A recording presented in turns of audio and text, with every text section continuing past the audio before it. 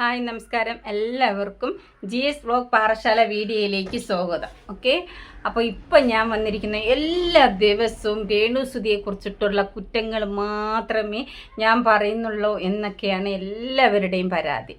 കാരണം എന്നാന്ന് പറഞ്ഞു കഴിഞ്ഞാൽ നമ്മുടെ കഷ്ടവും നമ്മുടെ വിഷമങ്ങളും ആർക്കും മനസ്സിലാവണ്ട. പിന്നെ രേണുവിന് കുഴപ്പമില്ല, പക്ഷേ എൻ്റെ വീഡിയോസ് കാണുന്നവർക്കാണ് പ്രശ്നം മൊത്തം. എന്തോ ആയിക്കോട്ടെ, അത് ഒരു സൈഡ് അവിടെ നിൽക്കട്ടെ. അപ്പോൾ എപ്പോഴും നമ്മൾ രേണുസുധീൻ്റെ കണ്ടൻറ്റ് ഇടുന്നു എന്നല്ലേ എല്ലാവരുടെ പ്രശ്നങ്ങൾ. അപ്പോൾ എനിക്കിപ്പോൾ വേറൊരു കണ്ടൻറ്റ് കിട്ടിയിട്ടുണ്ട്, അപ്പോൾ അത് കൊണ്ടുവന്നിടുകയാണ്. അപ്പോൾ റീച്ച് എങ്ങനെയാണെന്ന് നിങ്ങൾ തന്നെ കാണണം. അതിന് വേണ്ടിയിട്ടാണ്. കാരണം പ്രബിൻ മോൻ്റെ ജീവൻ രക്ഷിക്കുന്നതാണോ വലുത്, രേണുസുധിയെ പോലെ റീച്ചുള്ള കണ്ടൻറ്റ് എടുത്ത് ചെയ്യുന്നതാണോ പ്രശ്നമെന്ന് നിങ്ങൾ തന്നെ പറയുക കേട്ടോ. അപ്പോൾ നമുക്ക് വേണ്ടത് പ്രബിൻ മോൻ്റെ ജീവനാണെങ്കിൽ നല്ല കണ്ടൻറ്റുകൾ തിരഞ്ഞെടുത്ത് റീച്ചുള്ള കണ്ടൻറ്റുകൾ തിരഞ്ഞെടുത്ത് ചെയ്യുക. അല്ലെങ്കിൽ ആരും നമ്മളെ സഹായിക്കത്തുമില്ല, ഞാൻ എൻ്റേതായിട്ടുള്ള ജോബ് ചെയ്യാനും പാടില്ല.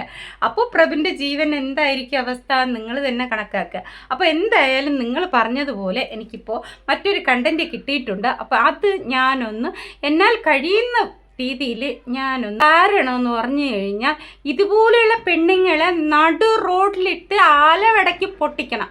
അങ്ങനെ വേണം ചെയ്യാൻ. എനിക്ക് സത്യം പറഞ്ഞാൽ കേട്ടപ്പോൾ ഉണ്ടല്ലോ തൊലിയൊക്കെ ഉരിഞ്ഞു പോകുന്ന പെണ്ണുങ്ങൾക്ക് അപമാനക്കേടാണ് ഇങ്ങനെയുള്ള സാധനങ്ങൾ.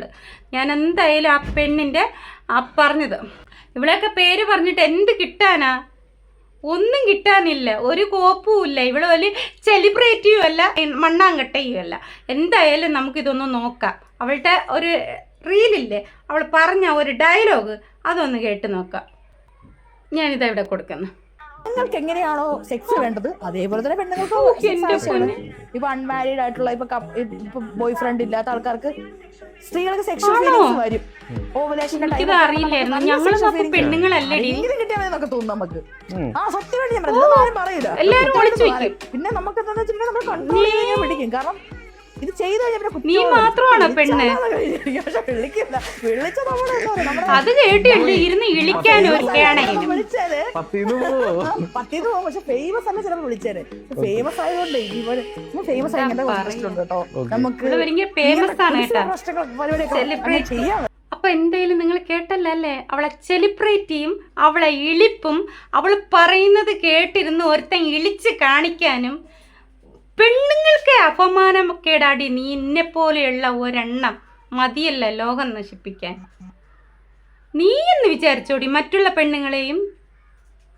നീ സത്യം പറഞ്ഞ് ഞാനൊരു കാര്യം ചോദിക്കട്ടെ, നിനക്ക് അത്രയ്ക്കങ്ങ് മുട്ടി നിൽക്കുന്ന സമയത്തെ നിന്റെ അപ്പം വന്നാലും നീ അങ്ങ് സഹകരിക്കോടി? ആലവലാച്ചി, സത്യം പറഞ്ഞാൽ നീ എൻ്റെ കണ്ണു മുന്നേ വല്ലതും വരേണ്ടായിരുന്നു. എൻ്റെ ആലവടിച്ച് ഞാൻ പൊട്ടിച്ചേനെ ഈ ഒരു വേർഡ് പറഞ്ഞേന്. പെണ്ണുങ്ങൾ എന്തിനാണ് നീ വിചാരിച്ചിരിക്കണേ? നീ പെണ്ണ് തന്നെ സത്യത്തിലെ.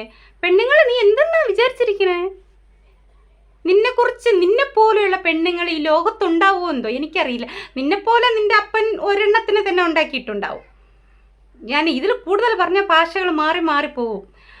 സത്യം പറഞ്ഞാൽ ഒരു കാര്യം, നിങ്ങളെല്ലാം പറയുന്ന പോലെ തന്നെ ഇത്രയും ദേഷ്യം എനിക്ക് രേണുവിനോട് പോലും വന്നിട്ടില്ല. അതെന്താന്ന് എനിക്കറിയില്ല കേട്ടോ. രേണുവിൻ്റെ കണ്ടന്റാണ് ഞാൻ കൂടുതൽ എടുത്ത് ചെയ്യുന്നത്. പക്ഷേ ഈ ഒരു വോയിസ് കേട്ടതോടെ എനിക്ക് ഈ സാധനത്തിന് എങ്ങനെയാണ് പ്രതികരിക്കണമെന്ന് എനിക്കറിയില്ല. ആ ഒരു കലിയായിരുന്നു എനിക്ക് വന്നത്. കുറച്ചെങ്കിലും ഉളുപ്പുണ്ടോടി നിനക്ക്? ഇങ്ങനെ വന്നിരുന്ന് ഒരുത്തൻ്റെ മുന്നിൽ വന്നിരുന്നിട്ട് ഇളിച്ച് കാണിച്ച് ഇങ്ങനെ നീ പറയാൻ നിനക്ക് അത്രയ്ക്ക് മുട്ടി നിൽക്കുകയായിരുന്നാ? എനിക്കറിയില്ലായിരുന്നല്ലോ നീ ഇത്രയും ഒരു സെലിബ്രിറ്റി ആയ കാര്യം. നീ എങ്ങനെയാടി സെലിബ്രിറ്റി ആയത്? അല്ലായിരുന്നെങ്കിൽ നീ നാട്ടിൽ കൂടി പോണവരെല്ലാം വിളിച്ച് കയറ്റുമായിരുന്നാ? എന്താ ഞാൻ സെലിബ്രിറ്റി ആയിപ്പോയി, അല്ലായിരുന്നെങ്കിൽ കാണാമായിരുന്നു. അല്ലെങ്കിൽ എന്തേ സെലിബ്രിറ്റി അല്ലായിരുന്നെങ്കിൽ നീ എന്തെങ്കിലും വിളിച്ച് കയറ്റുമായിരുന്നു? റോഡിൽ പോണവരെല്ലാവരെയും വിളിച്ച് കയറ്റും.